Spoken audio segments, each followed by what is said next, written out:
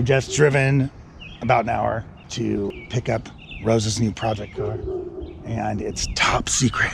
Shh.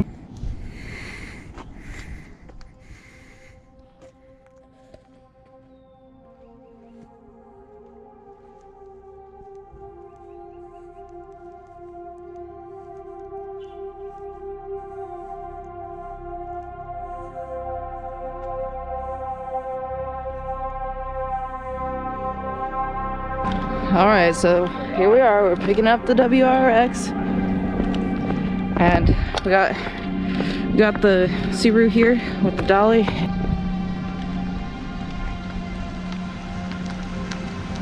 Oh God, this is so nerve-wracking. No, you can do this. You can do this. Okay. Underneath. What you doing down there? Putting the chains on there, like safety chains. That way, when these straps fail, we don't lose this car. You know what's funny is that when you take safety precautions, I feel like there might actually be a danger, but this is just systematically how towing a car is set up. Yeah. But I am always greatly concerned when I do it with you. Not that you've ever lost a car though, so. You know, it's not yet. All right, what are you doing down here, Alex? I gotta tie this drive shaft so it doesn't drag or fall out. And I found this really convenient IEC cable that is just begging to be used as a tie-off. Tattered and destroyed. I bet you it'll survive, but... All right, well, we got the car loaded and we're over an hour from home.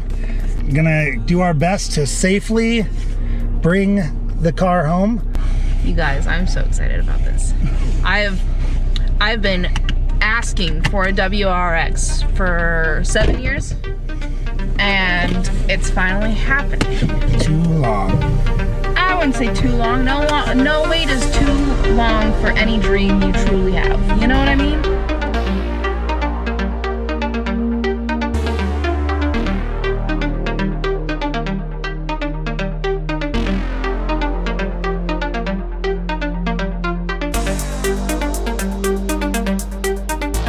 Safety check. Things look okay. I felt a little shaking on the freeway.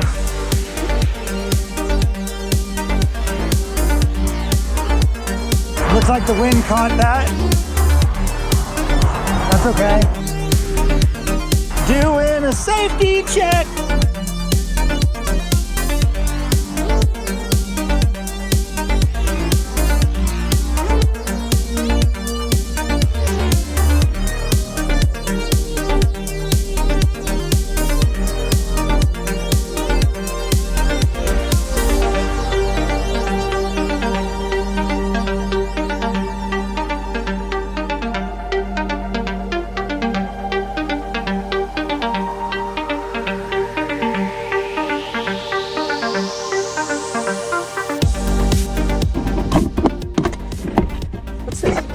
Hey guys, it's been a while.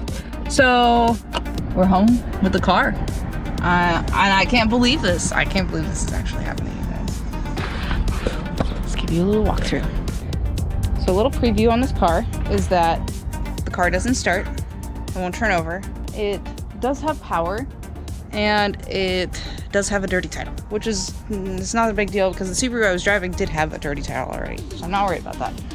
Supposedly, the reason it was totaled out is because there's some damage down here on the frame, if you guys can see. And it's like, honestly, it's nothing too serious. What we do know is that the major mechanical issue is going to be that we have to pull the engine. We have to see what's going on with the engine. And from that point, I think we'll be able to figure out what we're doing next with this car. I hope you guys are excited as much as I am. And I can't wait to see what we do with this car. So this car came with some parts. Probably nothing we will actually want or need, but maybe we'll use. Oh yeah, there's some kind of speaker here. Again, I've only somewhat examined this car. It didn't matter to me too much because everything looked good interior-wise. Like there's like superficial scuffs, and superficial damage on the exterior of the car. That's not like a huge deal. All of these things I can fix up and replace. The seats are in good condition and they are like the WRX seats, which I'm freaking stoked for. They're cloth too, and everything's black on the inside, so I really am happy with that. It feels a little damp. Not enough that I can actually feel it, but I was concerned because when we pulled up today, the car had a bunch of condensation, like heavy condensation. So I was a little concerned about that, but there's nothing that we can't fix. I will very rarely see the seat of this car. Oh, and this is really cool. We weren't sure where the disc thing was, especially because we couldn't get enough power to the car. Didn't bother with it. So it comes with like the navigation system. Look at this. What? I've never had a car that does these. Really cool. This car is at 90,000 miles. 90,534 or something like that.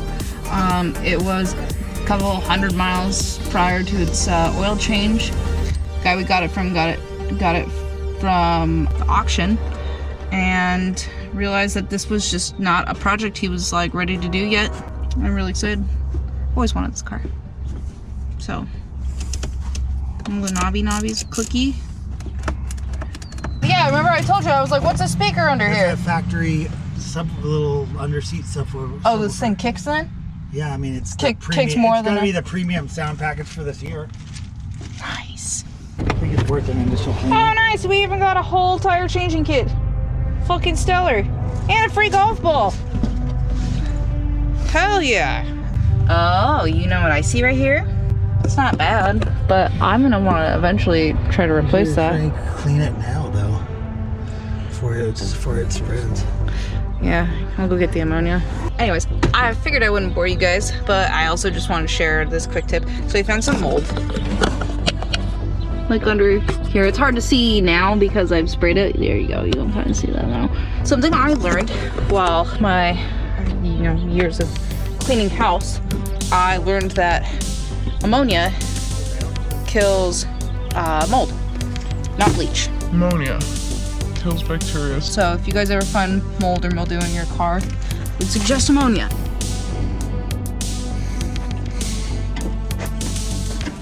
What are you doing, Rose? So I noticed that there was mold in the trunk, and so I decided to keep investigating that. And obviously there's a leak somewhere in here, and I'm pretty sure it's coming from somewhere behind the light. Ew. You want to smell it? No. It smells like animal urine, I'm pretty sure. It's okay. We didn't include smell-o-vision in this video. Yeah, you guys have to subscribe. You have to subscribe to our Patreon. We don't have to smell this piss. But there's a lot of dirt, debris, and mold back here. General dirt and debris over here. And then I started like taking out the tire so I could just clean the whole trunk. And I discovered there's a ton of moisture under the plate that the tire goes on top of. So I'm taking that out because, we gotta get all the moisture out. I'm not risking mold in this car. You know what we can replace that with is Dynamat. Just like the sound deadening material. It's almost the same thing.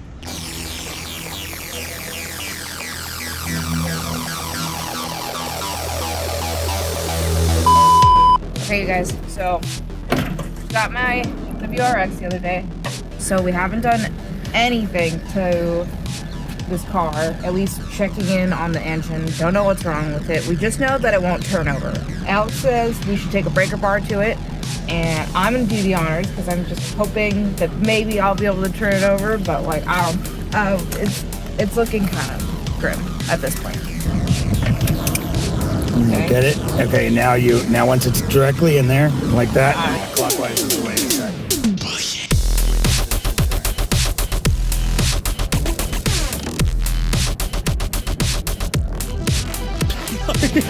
I am a pansy. I mean, it's possible that it's so locked up that nothing will turn this, shy of breaking a piston on the inside. which is kind of looking like what's going on. That's not moving at all. No. Do you want to try? Here, grab this. I belong at the Weenie Hut Junior, you guys, so let's see if Alex got this. Are you saying I belong at Weenie Hut Juniors? Oh, no. Sorry. I was actually pointing to the place next to it. Super Weenie Hut Juniors? Yeah. Unless you think you're tough enough to fight me. It should move easily. So, well, we have to assume that either it got some bad rod knock and the pistons are jammed sideways or something inside the bottom end, or the valves are opened and the timing belt's broken and there's some sort of jam that's preventing it moving at the top end, or it's full of water. Like, one of those three. I think the best thing we can do is just start taking it out. Start taking it out, and we'll examine it once we get it out, and see if there's anything salvageable. All right. Alex has gone to do something, and he told me to disconnect the terminal. So he already set me up. He said negative first. If you guys don't already do this, snack bags before you start any project where you're going to be removing a ton of friggin' bolts.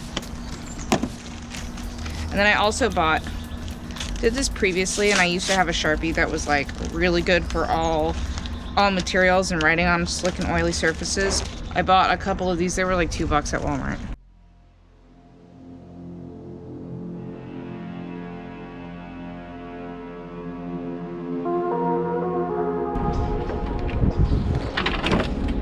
We removed the battery. Oh, fuck.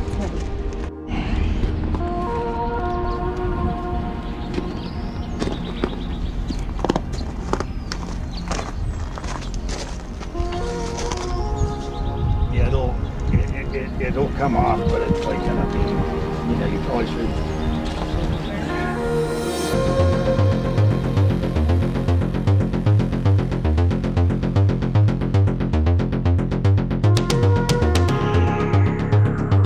Okay, so I'm gonna be removing the heat shield on the turbo. I was told I can take the dipstick out for the transmission. How's it look? It's dripping clean. I don't see any like shavings, nothing. Like it looks. Most transmissions that I pull their dipstick are brown or black on a Like Subaru, gold. so that's gold is like amazing. Looking more and more like it actually may be a 90,000 mile car, so that's good. Yeah, well, That's what we want. can you grab me a baggie?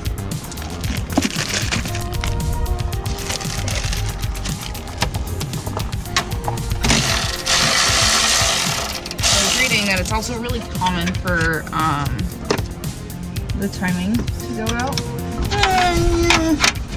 Yeah, so that's the kind of type of. That's what she said.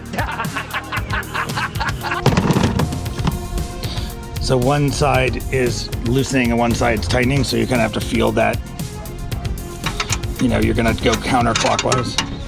I tried to pull it off and I was like, oh, I found another one, and then I was like, oh wait, these are also connected. You might have to, there you go. Yeah, they're all connected in the great circle of turbo. It's the turbo of life. Oh, it looks like it's coming apart a little bit. I like that.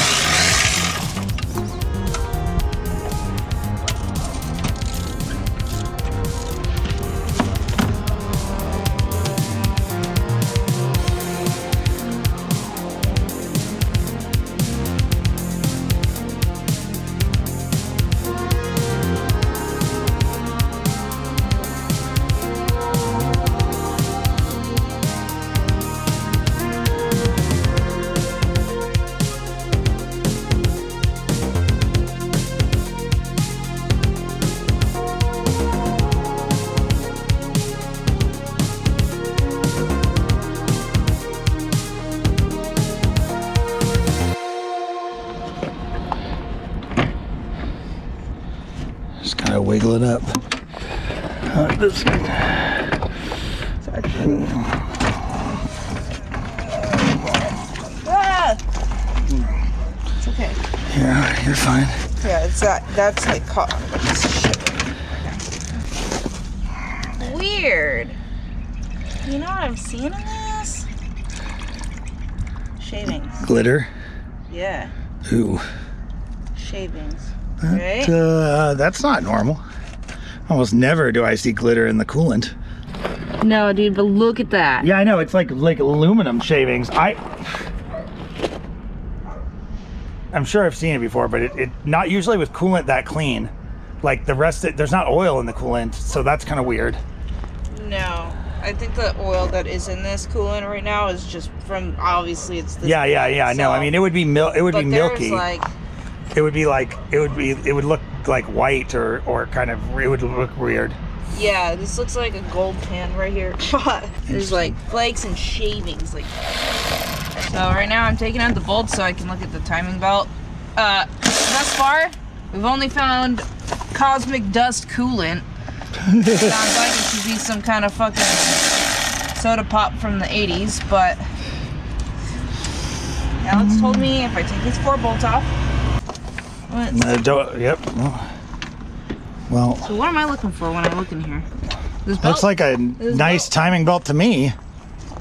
This belt looks fine. The gears look fine. Like, I don't see any like shavings or anything. If the timing belt's intact, then that means that the motor, is seized in the bottom end, like that rod knocked itself to oblivion, or like, the piston went sideways, or ringland caught, or too much boost, or any number of things. Yeah, like maybe somebody pushed it too hard. You can definitely push these guys to oblivion by throwing too much power all the time. And it could have run low on oil for all we know, or the turbo could have gone and sent shavings into the engine, like any number of these.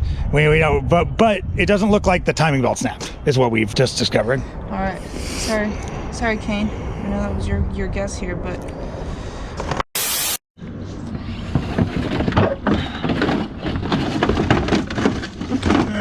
yucky.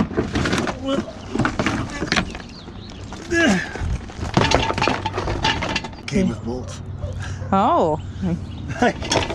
Oh, it's the reason we need to probably grab a bag, huh? Yeah, probably need to grab a bag. All right. We're gonna see how dirty this like oil is. There's supposedly a bunch of metal fragments in it.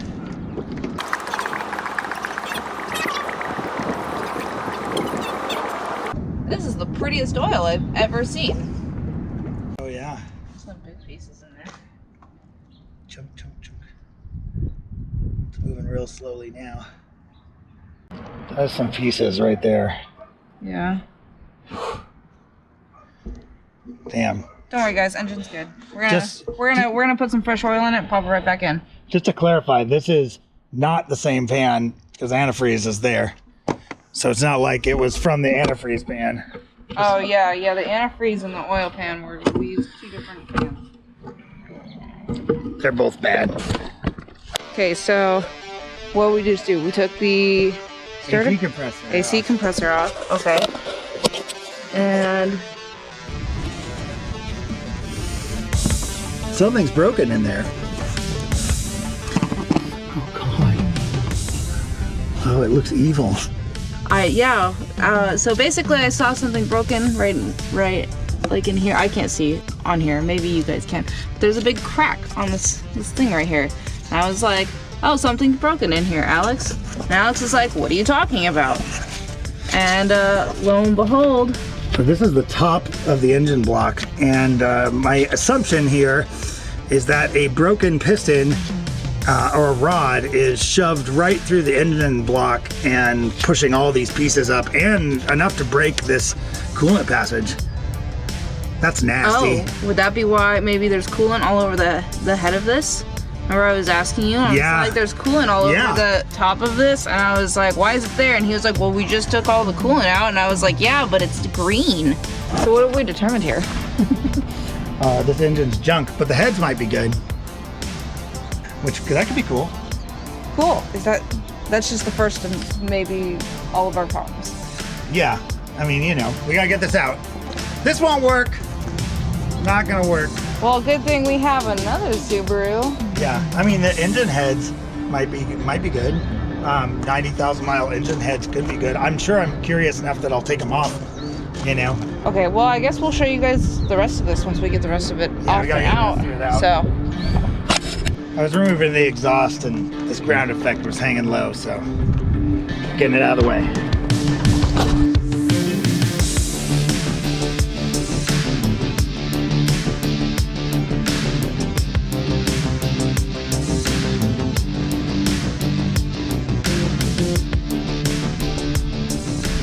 Some of the last lines we're removing are the heater core lines. yeah, I don't think I'm doing really good to this. Grip it harder.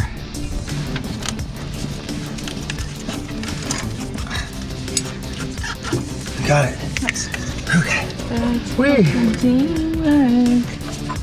Okay, so now we just have a few more bolts in the bell housing, and I think in theory we can yank this out.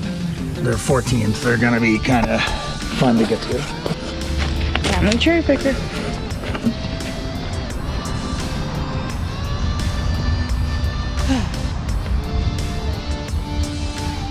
Ruined my shirt. Pushing.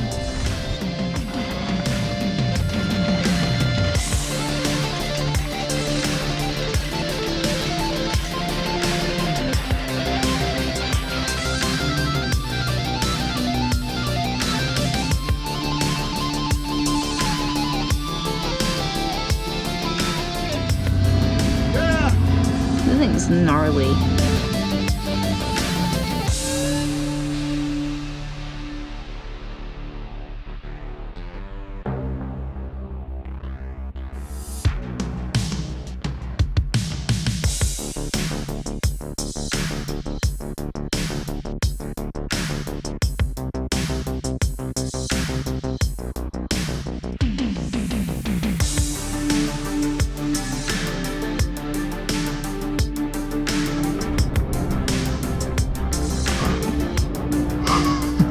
What is this? That's clutch material. Is that what happens? So wait, did the clutch also go out? I don't know, we have to look at it. But what I do notice is that there's no motor in here. We've removed the motor. All right, you've removed your first Subaru motor. How does it feel? It feels pretty good.